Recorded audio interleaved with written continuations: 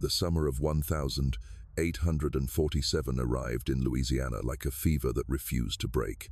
Heat lay over street, Helena Parish as if the sky itself had been lowered and nailed in place, the air thick with magnolia sweetness and something sourer beneath it, swamp rot, secrets, the slow fermentation of a world that looked like paradise and smelled faintly of decay. Cicadas screamed until the hours blurred, dust rose and hovered, and every breath tasted of cotton lint and river mud. The Beaumont estate sat in the center of that stifling hush like a proclamation, white columns thrown up toward a god whose favor had been purchased in marble, floors polished so bright that chandeliers in the foyer fractured light into 1,000 ice-cold shards. 12 bedrooms, a music room that rarely knew music, a library measured in leather spines and unused thought, wings for guests and wings for servants, and a wing for the master and mistress that made two lives under one roof feel like neighboring countries with a hostile border. Governor Charles Beaumont claimed 20,000 acres and 300 souls as easily as other men claimed a coat. He was 57 and hard in the way of a blade honed against wet stone, his features cut into permanence by ambition. The deep groove at the mouth that passed for a smile in political portraits, the eyes that counted more quickly than they loved, the practiced stillness of a man who let other people speak just long enough to show their weaknesses. Cotton had carried him upward. Compromise had kept him there. Conviction, he would have told you, had always guided his hand. In truth, the plantation guided everything, the ledger columns that ran red with profit, the votes secured with gifts and favors, the speeches about civilization uttered by a man whose fortune was built on other people's nightmares. He loved his estate the way a miser loves a vault, for its proof of power, its obedient gleam, its ability to reflect him back as inevitable. Ella Lanina Beaumont was 32 and famous in rooms she never wanted to enter. Silk understood her, pearls obeyed her, posture had been trained into her until even loneliness stood straight. She was discussed from Baton Rouge to New Orleans in the fainting tones reserved for beauty, safely caged how the gold of her hair matched the afternoon light, how her step made a hush on marble, how becoming it was that the governor's wife seemed to float rather than walk. It was said she had the serenity of a woman perfectly content. It was never said, because no one asked, that serenity is a costume like any other. Beneath the corsets and lilies and carefully arranged quiet, another life pressed its face to the glass. She had been sold to her future at 17 by a father with debts, dressed as duty and presented as triumph. The wedding had been a tableau of gratitude and strategy, the marriage, a colder thing. They occupied separate chambers, separate breakfast trays, separate hours claimed by separate obligations. She presided over menus, flower arrangements, seating plans, charities that required a gracious signature and never a question. He presided over fields, contracts, and the movable boundary between law and advantage. On Sunday they sat together in the pew that belonged to them by right of tithes and terror. On Monday the house exhaled and restored its true arrangement. No scandal touched it, no affection did either. If you listened closely in such houses, and most people did not, you could hear how the silence worked. It moved like water within stone pipes, carrying instructions, threats, gossip, rinsed into obedience. The enslaved people learned to travel around it, not disturbing its surface. The white people floated on it, mistaking stillness for virtue. And yet even in places bent toward permanence, contagions spread. Heat was one, memory another, truth a third, the most dangerous. It crept in through hairline cracks, through tiny failures of custom, through the simple human habit of breathing. In the cotton quarters the day began long before the house awoke. A bell tore open the dark. Bodies rose and moved like a single machine. The field hands filed out under a sky that had not yet invented mercy. The overseer's voice cut the morning into orders. Thaddeus Cole, lean, sun-flayed, a man who wore a whip the way gentlemen wore rings, more symbol than tool, and yet never only symbol. He measured labor as a mathematician measures angles, without pity and with a certain joy. In the big house, breakfast trays rattled toward the master's study. Coffee steamed. The newspaper arrived with stories from the capital about stability and progress. The governor wrote letters in a hand, so careful even his cruelty looked constitutional. Ella Lanina took tea alone on the eastern veranda and watched the grounds as if they were a painting she had been assigned to memorize. There are small treasons available to women who own nothing. She practiced them the way other women practiced music, walking alone too early, reading longer than polite, allowing her gaze to rest where it should only pass. The gardens offered the most respectable rebellion. Roses do not ask where a woman goes when she is tired of being graceful. They merely punish inattention with thorns and reward patience with blooms that look like truth folded in on itself. She learned the names of them because names are a way to stay alive. Damask, bourbon, tea. She learned to prune and not flinch at the sound a living stem makes when severed. She learned that beauty is work, which meant she already knew it. On the days when the river breeze wandered far enough inland to make oxygen plausible, the estate looked almost kind. Cotton in lime green rows, river like a strip of polished pewter beyond the cypress, carriage wheels purring on the shell drive. Carriages came often, planters, judges, men with opinions about eternity and a timetable for supper. They left smelling of brandy and self-regard, their speeches echoing in the foyer where the chandelier froze light into diamonds. Ella Lenina moved through them like a celestial body with a fixed orbit. She answered the question, "How do you find the summer?" as if the heat had not already taught her what it meant to be trapped inside a body. Sometimes, when the visitors had gone and the house recalled its original loneliness, she walked past the gardens and the pale sweep of lawn to the border where the Beaumont grandeur thinned into work. Smokehouses, sheds, the stables. She told herself the horses calmed her. They did. The smell of hay and sweat and iron was truer than perfume. Grooms spoke softly to animals that could kill them. The animals listened. It was a world where force mattered but attention mattered more. A lesson the mansion resisted learning. The ledger of the parish read like scripture with a different god. Yields, shipments, births of property and sales of the same. Punishments tallied as line items. Louisiana prospered by pretending the river could wash any stain from its hands. The governor prospered by pretending that order was love. Ella Lenina survived by pretending she could not smell the smoke from the quarters at night when Cole practiced discipline against flesh. People later would say that this story began in the stables because it is comforting to anchor catastrophe to a single room. In truth, it began the day Ella Lenina learned what silence cost and who paid for it. The stables only offered her a place where breath moved and the brass shoes rang against the anvil like someone hammering on a door long locked. She lingered there sometimes. She was not supposed to. The line between mistress and work was always to be maintained, drawn like a blade and kept sharp. But sometimes her feet remembered that she had once been a girl allowed to want something other than applause. Inside the house, Charles prepared a speech about destiny for a fundraising supper and congratulated himself on his modernity. He believed, as modern men often do, that progress could be measured in polished surfaces. He practiced phrases about providence and prosperity and the natural order of things, which sounded best when the violins entered and the candles gilded his jaw.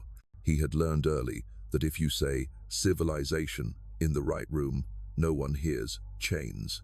Ella Lenina moved through her appointed tasks that day as if they were beads on a rosary.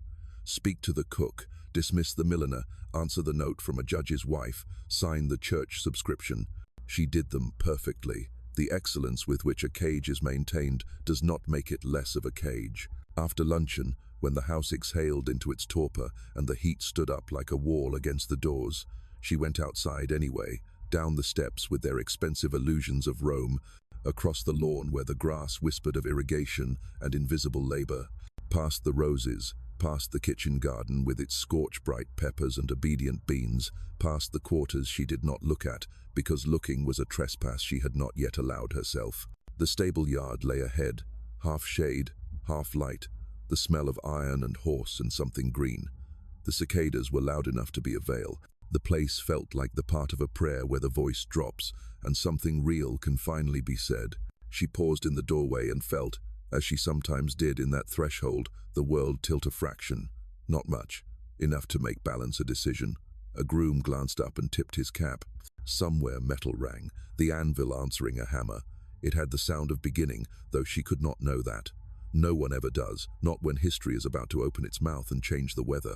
And there the mansion breathed behind her, immaculate and bored, and the fields breathed in front of her, exhausted and endless, and she stood very still in the seam where those breaths met. In houses like this, stories are not supposed to belong to women who stop walking when they choose. They are supposed to belong to men who have already written the ending. She did not yet know she was about to refuse them both. What she knew was smaller and therefore more dangerous, that the air in the stables was easier to inhabit, that the heat there belonged to living things, and that inside her a quiet, unadvertised hunger had survived etiquette. She stepped forward, and the day, which had been ordinary in all the glittering ways that made ruin possible, shifted to make room. The morning that changed everything began without warning. No thunder, no omen, only the faintest mercy of a breeze that made the heavy air briefly breathable. It was late May, that small interval between tolerable heat and torment. Ella Nena had awakened before dawn, restless, her body aware of some invisible agitation that her mind could not name. She dressed without summoning her maid, an act small enough to seem inconsequential, yet radical in its defiance of routine. The satin ribbons and gloves of her station felt like armor she no longer wanted to wear. She told herself she was walking to inspect the new mare her husband had purchased, a simple curiosity, nothing improper. But curiosity, when starved too long, can grow into something dangerous. She crossed the lawns before the servants fully stirred, the hem of her white dress gathering dew, and the scent of grass passing from the manicured geometry of the gardens into the world of function. The stables, the smokehouse, the hum of the plantation awakening. The stable smelled of hay and iron and horse breath, honest smells, alive in a way the perfume-soaked halls of the mansion never were. Sunlight, fractured through the slats, painted the dust in gold, and there, bent over a horse's hoof, was the man who would end the life she had been told to live. He was shoeing one of the stallions, the sound of the hammer deliberate, almost musical. His back was straight, though his shirt was damp with sweat, and the rhythm of his movement suggested discipline rather than submission. When he straightened to adjust the anvil, she saw him fully, a tall man, perhaps 30, his skin dark as river earth after rain, the kind of strength that labor carves into flesh without asking permission. The records would have listed him as **, property item number 47 **, purchased in 1839 for $800. But nothing about him resembled property. There was a steadiness to the way he occupied space, a dignity that felt older than the plantation itself. He did not flinch when her shadow crossed the floor. Ella Nena hesitated. Words rose and retreated. She was accustomed to servants lowering their eyes, to men raising theirs only to flatter or evaluate. This was different. He looked at her not long, not rudely, but with the calm of someone who saw a person instead of a title. 3 seconds, maybe less, yet they stretched until time itself seemed to hold its breath. Then he returned to his work as though the moment had not happened. It was she who could not move. In those brief seconds she had glimpsed something she had not known, she missed. Acknowledgement untainted by performance. It was like being seen by sunlight after years of mirrors. Her heart beat in her throat. The sound of the hammer resumed steady, patient, final. She wanted to speak, to claim control over whatever had just happened. Instead, her voice betrayed her, soft and unfamiliar. ****, she managed. What is your name? He did not look up. Elijah, Mom, Elijah. She repeated it quietly, and the syllables felt like trespass and prayer at once. She turned, afraid of what else her voice might reveal, and walked back toward the house with her pulse hammering in her wrists. That night, she could not eat. Charles discussed tariffs and infrastructure. She heard none of it. When she lay beside him later, the gulf between them felt wider than any river. His breathing was deep, indifferent. She stared at the ceiling and saw only the stable, the sunlight across dust, the eyes that had not lowered. The next morning came with a sickly sweetness, the magnolia bloom heavy and almost rotting. She moved through her routines as though nothing had changed, and yet everything had. When she poured tea for visiting ladies, her hands trembled. When she smiled, the muscles of her face felt foreign. She kept hearing his voice, measured, respectful, but alive in a way that vibrated inside her like a note still echoing after the song ends. By the third day, her imagination had turned rebellion into ritual.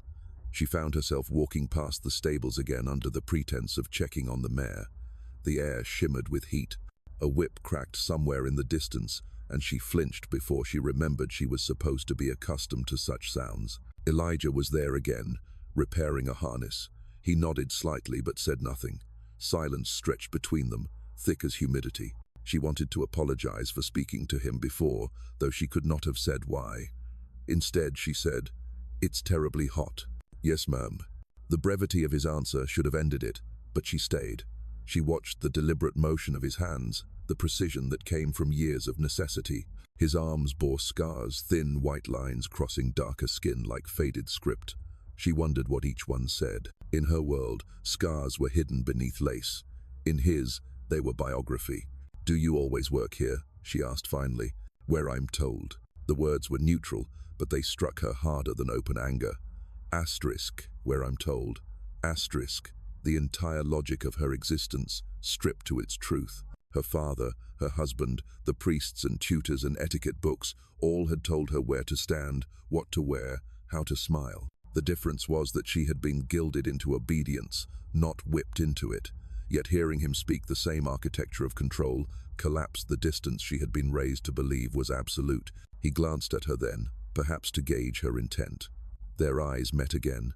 She should have looked away. Instead, she held it, drawn by something reckless that did not yet have a name. For one breathless instant, she thought she saw a flicker of amusement there, or compassion, or maybe simply understanding. It didn't matter which, it was human, and that was enough to make her heart ache. A shout from outside broke the spell.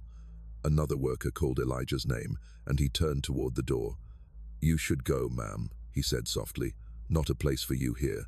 She wanted to tell him she knew that every place in her life felt wrong, but the words tangled behind her teeth. She nodded and left, though it felt like retreat. That evening, she wandered the veranda as the sun bled out behind the cypress. Insects thrummed, lanterns glowed.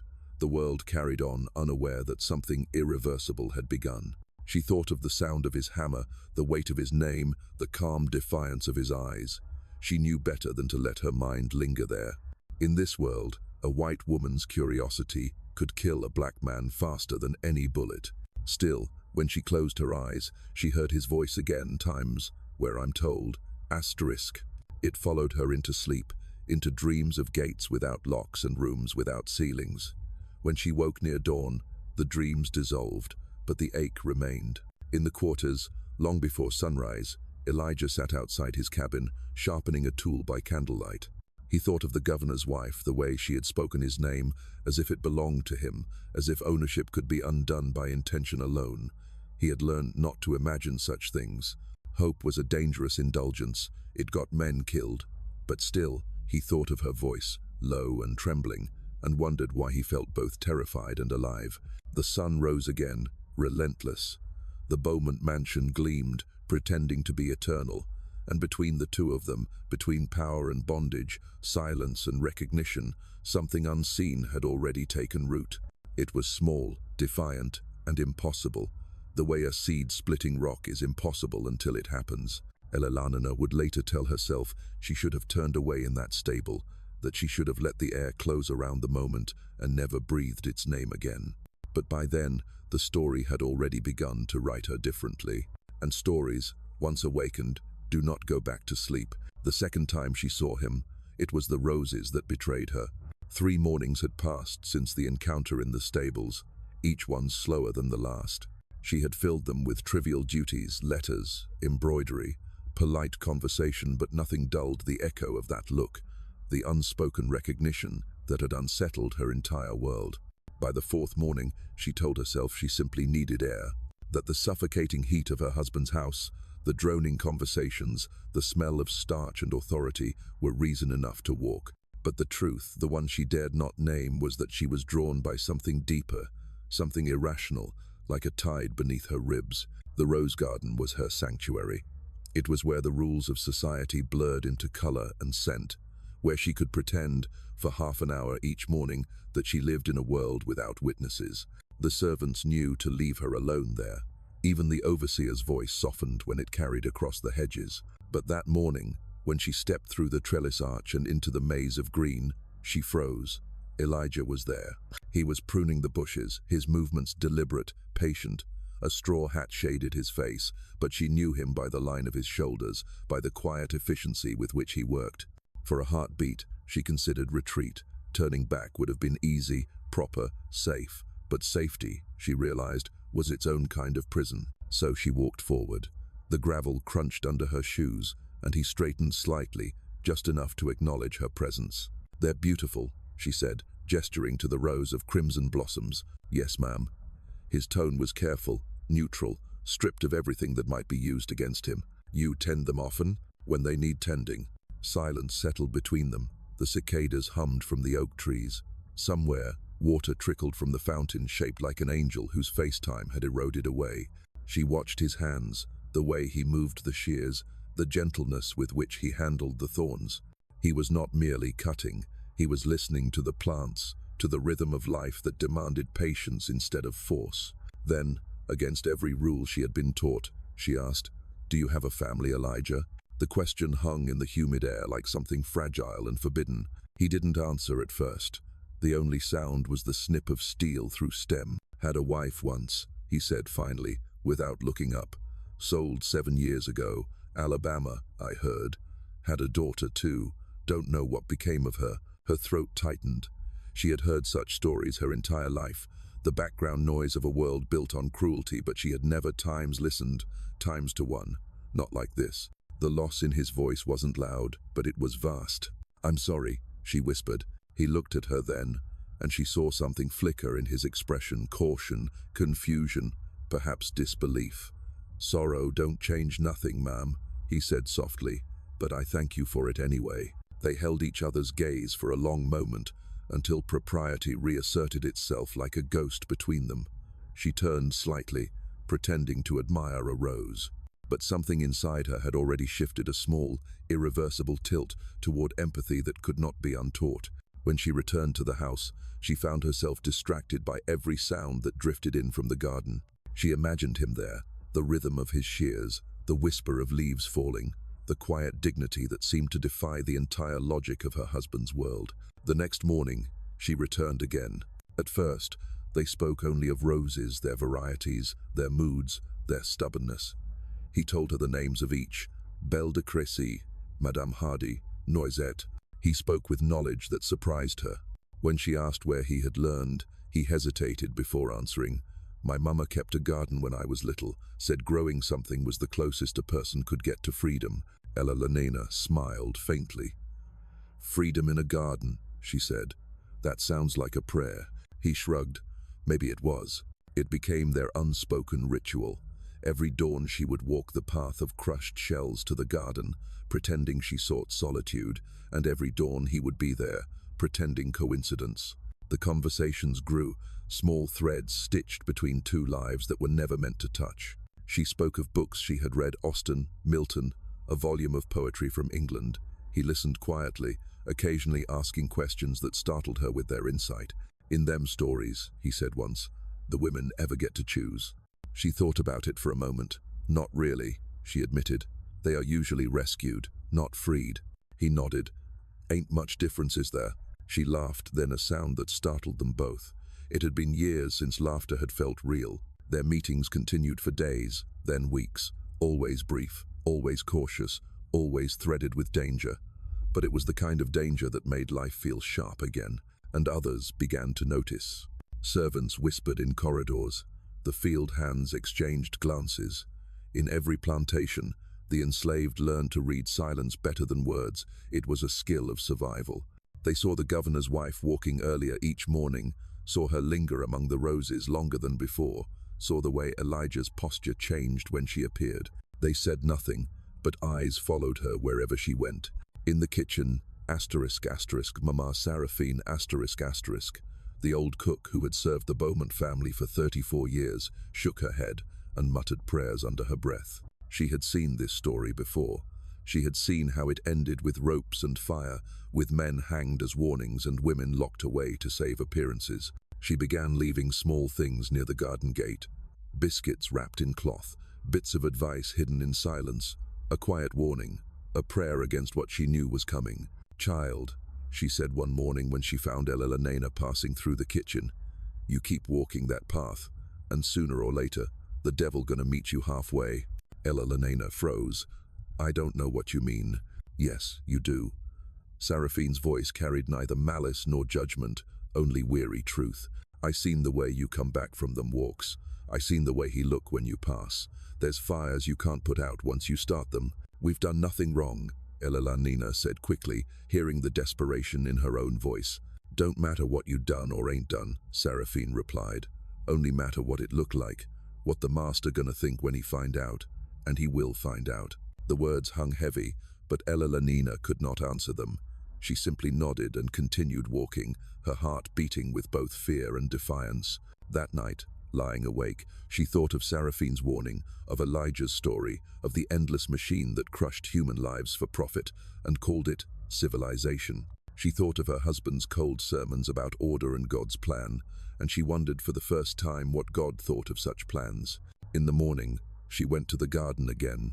Elijah was already there, his shirt clinging to his back, his hands gentle on the thorns. The sight of him filled her with both terror and calm. They said little that day, yet every silence between them was full. She watched him work, and he, perhaps sensing her thoughts, said quietly, "Sometimes I think these roses know more than we do. They grow in the same dirt that tries to kill 'em." She smiled faintly. "Maybe we all do." The air shimmered with heat, but neither moved away.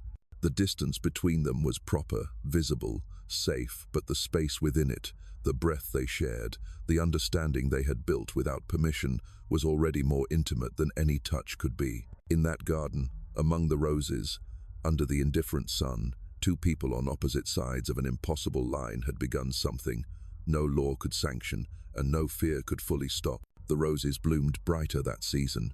People said it was the weather, but those who lived close enough to see knew better. Something unseen had taken root in the Beaumont estate, growing quietly, beautifully, and dangerously. And as all living things do in the South, it would one day demand its reckoning. July came to Louisiana like punishment.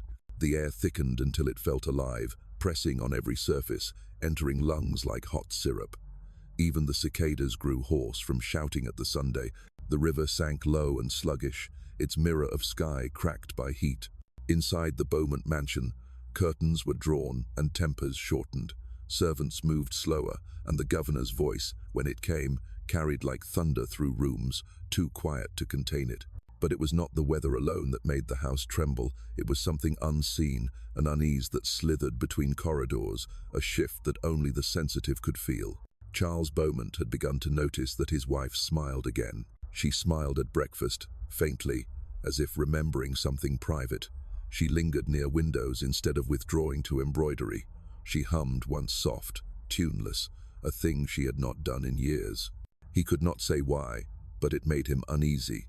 In his world, happiness was to be distributed, not discovered. In the quarters, whispers moved faster than the heat. They said the mistress walked the gardens each dawn, and the gardener Elijah had been seen there too often for coincidence. Some said the overseer, Thaddeus Cole, had begun watching them both. Cole had the kind of cruelty that loved opportunity. It was said he kept a list in his head of men he wanted an excuse to destroy, and Elijah had long been near the top. One morning, when the sun was still dragging itself above the tree line, Ella stepped into the garden and found him waiting. She almost turned back. Mama Seraphine's warning still echoed in her mind, but the sight of him dissolved caution. "You shouldn't be here," she said, though she was the intruder. "I go where I'm sent," Elijah replied quietly. "Mr. Cole told me to trim the hedges near the path." Her heart sank. "Then he knows." Elijah's eyes flickered toward the main house. "He suspects. He don't need truth, just a reason." They stood in uneasy silence, surrounded by roses too bright, too alive. The air buzzed with flies and dread. She wanted to tell him she would protect him, that she would speak to her husband, but the lie caught in her throat. They both knew there was no such protection in this world. That night, she could not sleep. Lightning crawled along the horizon, promising a storm that never came. She thought of her father, of the day he sold her to Charles in the name of security. She thought of every sermon that had told her obedience was virtue. And then she thought of Elijah's scars, the pale handwriting of cruelty on his skin, and realized she had lived her whole life believing that silence was mercy. The next morning, as dawn spilled grey across the garden, she met him again. This time, the decision was hers alone. He was working near the old cypress, mending a fence post, sweat darkening his back. The sound of hammering filled the air, and for a moment she simply watched him, watched the ease with which he moved, the steadiness that made her own existence feel fragile. She stepped closer. "Elijah," she said softly. He straightened, surprise flickering across his face. "Mrs. Beaumont, please," she interrupted. "When we are alone, don't call me that." He froze. "You asking me to forget who you are?" "No, I'm asking you to remember who times I times am. Before all this, before titles and duties and prisons with marble floors." He looked at her, really looked, and she saw the war behind his eyes, the instinct to survive battling the need to be seen. "You don't know what you're saying."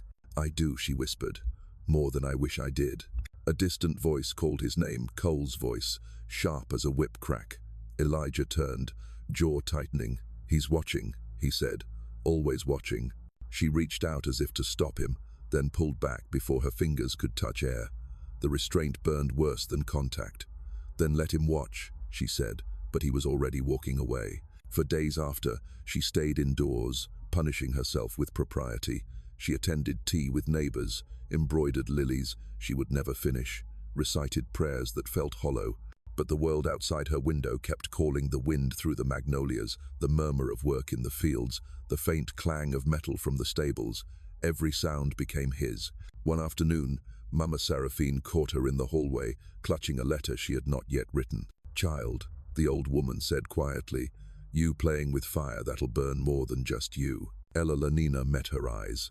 "I don't know what you mean." "Yes, you do." Seraphine sighed, weary but kind. "I seen women before you think they different, think love gonna save 'em from the world. It never do, it just teaches 'em how cruel the world can get. We've done nothing wrong, don't need to. Wrong don't mean what you think it do." The words clung to her as she fled the room. Wrong didn't mean what she thought it meant. Times danger asterisk meant times inevitable asterisk. That evening, she went to the workshed behind the stables.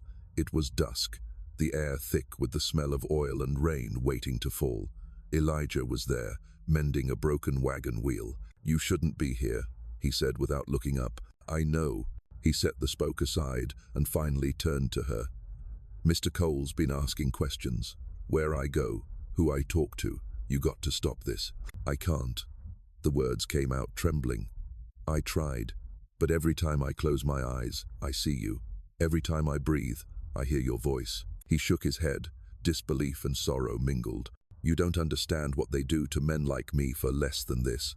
Just a look too long, a word too soft, and they string us up like animals. They don't need proof, just rumor." "I know," she whispered, "and I hate that I'm part of it, that I live behind walls built by your pain. But if I stop now, I'll never feel alive again." He stared at her for a long time. The storm outside grumbled, echoing the one in his chest. "Wanting things," he said finally, "ain't for people like me. It's just a way to die faster." She stepped closer. "Then I'll want enough for both of us." "Elena," he began, but she cut him off, her voice breaking. "Don't call me that. Not miss, not ma'am, just my name, please."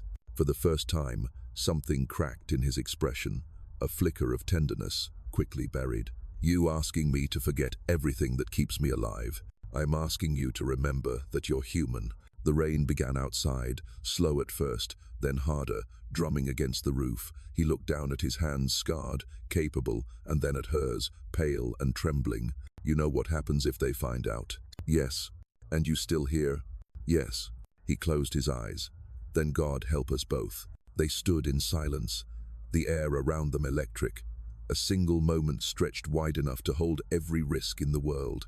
Then, slowly, he reached for her hand. His skin was rough, hers soft, but the contact felt like truth meeting itself. "This is madness," she whispered. "Maybe," he said, his thumb brushing her wrist. "But it's the only thing feel real." Outside, lightning split the sky, and in its flash, she saw what the world would never forgive. Two souls, equal for a heartbeat, bound by something neither law nor reason could explain. They pulled apart when footsteps echoed near the door. Cole's voice followed, mock polite, sharp-edged. "Afternoon, Mrs. Beaumont. Didn't expect to find you here." Elena turned, forcing composure. "I was looking for the stable master." "South barn, ma'am. This here's just a workshed." She nodded, chin high, walking past him. His eyes followed her with a smirk that promised future cruelty. Elijah returned to his tools, silent, rigid. That night, she lay awake, the echo of his touch burning like fever. She knew they had crossed a line that could never be uncrossed. And yet, for the first time in her life, she understood what it meant to be alive, terrified, trembling, but times alive asterisk. And outside, in the quarters, Mama Seraphine knelt by her window, whispering a prayer she had whispered too many times before. Lord, have mercy, the storm's already here. Because the storm, human and divine, was coming, and when it broke, it would not spare anyone who had dared to feel human in a world built to destroy humanity. August fell upon Louisiana like judgment. The air was no longer air, it was weight, pressing down until breath itself became rebellion. The fields shimmered with heat that bent the horizon. The smell of wet earth and sweat hung everywhere. Yet even as the plantation groaned under the season's cruelty, another fever spread quietly through the Beaumont estate, one that had nothing to do with weather. Ililanina Beaumont had stopped pretending. The polite fictions that once kept her alive, the gracious wife, the dutiful hostess, the silent ornament, had collapsed. The moment in the workshed had torn through every layer of discipline, leaving her raw, terrified, and awake in ways she had never been. She avoided her husband's eyes at meals, speaking only when required. Charles noticed. His instincts, sharpened by politics and pride, began to whisper that something had shifted. He asked questions that sounded casual, but his gaze lingered too long. In his world, curiosity was suspicion's first draft, and Thaddeus Cole had begun watching. Ella felt his presence, even when she could not see him. The overseer's shadow stretching across hallways, the scrape of boots near garden paths, the smirk that followed her when she turned away. Elijah felt it too. His assignments changed daily now, always placing him where he could be observed. It was as though the air itself had turned traitor. Days passed without words between them, only glances stolen through windows, glimpses across the fields, a silent confirmation that both were still alive. For Ella Lenena, that absence became unbearable. The quiet she had once worshipped now roared inside her skull. So one night, long after the house had gone to sleep, she lit a single candle and sat before her writing desk. The flame trembled, reflecting in her ink bottle like a heartbeat. She hesitated, then began to write, not for propriety, not for caution, but for survival. Is groter dan Elijah, is greater than asterisk. I do not know if this will reach you. I do not even know if you would wish it to. But silence has become a wound I cannot bear. I have spent my whole life obeying the rules that made me invisible, and for the first time I have seen something real, and it terrifies me. Asterisk is greater than asterisk. I should wish to forget you. It would be easier, safer, proper, but when I close my eyes, I see your hands, your scars, your calm defiance. You make me remember that life was meant to be felt, not merely endured. If this letter never reaches you, let it at least be true. Asterisk is greater than asterisk. Asterisk. When she finished, her hand trembled. She sealed it with wax, the governor's crest staring back like an accusation. She could not send it herself. Even stepping near the quarters would invite ruin. Then she thought of Denina, the quiet chambermaid, who moved like a ghost through the house, 16 years old, quick-eyed and cautious, in the way only the enslaved learned to be. Ella Lenena found her the next evening, when the family dined in the East Hall.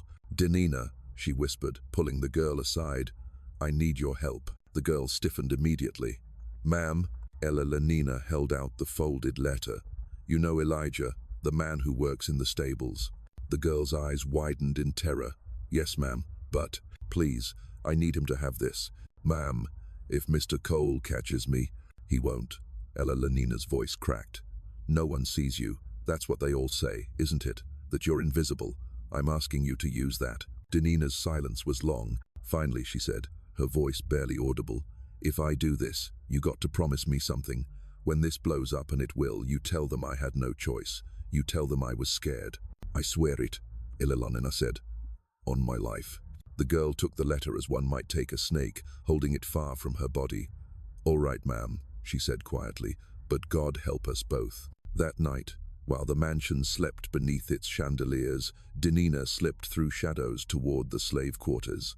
The frogs sang in the ditch, dogs barked and settled. She moved like smoke, heart pounding so loud she feared it would draw attention. Elijah was outside his cabin, sitting on a stump, eyes fixed on the darkness. The moon caught the edges of his face, the hard lines softened by exhaustion. "Got something for you," Denina whispered, thrusting the letter into his hand. "From the big house." "Who sent it?" he asked, though he already knew. She didn't answer. "Don't say my name if anyone asks. You hear me?" He nodded. "Thank you." "Don't thank me, just stay alive." And she vanished back into the night. Elijah held the letter for a long time before breaking the seal. The wax cracked like a whisper. Her handwriting, small, elegant, trembling, danced across the page. He read it once, twice, again, every line carving something new inside him. He had taught himself to read in secret years ago, risking lashes for the knowledge. He had never imagined it would deliver words like these, words that made survival both harder and holier. He wanted to burn it. That would have been wise. Evidence like this could kill them both. But wisdom had never offered him anything worth keeping. So instead, he took a scrap of paper, one of the few he possessed, and a stub of pencil worn to its marrow. He wrote carefully, slowly, each letter a rebellion. "Is greater than asterisk, Eleanor, asterisk. It is greater than asterisk. You talk about being dead before you met me. I understand that more than you know. I've been walking around like a ghost since they took my wife and child. You looked at me that day in the stable and made me remember I was alive. That's a dangerous thing for a man like me to feel anything. But I'd rather die remembering what it feels like to be human than live safe and empty. Asterisk. Is greater than asterisk. You matter to me more than you should, more than is wise, but I can't pretend it ain't true. Write if you must, but be careful. Hope is the sharpest knife there is. Asterisk. Is greater than asterisk, E asterisk." He folded it, sealing it with nothing but breath, and left it beneath the corner of the garden wall where Denina cleaned each morning. The exchange became their lifeline. Letters hidden in laundry baskets, in hollowed-out fence posts. Once, even beneath the loose brick of the smokehouse. They never spoke directly again, but their words became hands reaching through walls. She wrote of childhood, of the books she once loved, of how her husband's voice now made her skin crawl. He wrote of rain and memory, of songs sung softly at night, of the feel of dirt that belonged to no one. They never used the word times love asterisk. It was too dangerous, too absolute. Instead, they wrote about seeing, about being seen. It meant the same thing. As August deepened, their words grew longer, heavier. The pages smelled faintly of candle smoke and fear. Denina watched it all unfold with the fatalism of someone who already knew the ending. She said nothing, because silence was the only safety left. But every time she carried one of those folded pages, she whispered a prayer. Asterisk, Lord, keep them hidden, or let them be free before they're found. Asterisk. And across the estate, something else had begun to stir. Charles Beaumont's study light burned later each night. His questions grew sharper. He had noticed the changes, the glances, the absences, the sudden quiet when he entered a room. He would not act yet. He was a man who preferred precision to rage, but the scent of defiance carried on the humid air, and Charles Beaumont had always known how to follow a trail. Ella Lenena sensed it too. The nights became shorter, the candlelight crueler, yet she kept writing, because the heart, once awakened, does not return to sleep without a fight. By late September 1847, the Beaumont estate was a house with a pulse. Every corridor, every whisper, every glance seemed to beat in rhythm with an approaching storm. The cotton harvest was nearing its peak, yet the fields felt strangely quiet. Overseer Cole's voice, once a constant bark across the acres, had grown sharp with triumph, like a man who knew something no one else did. He had been watching.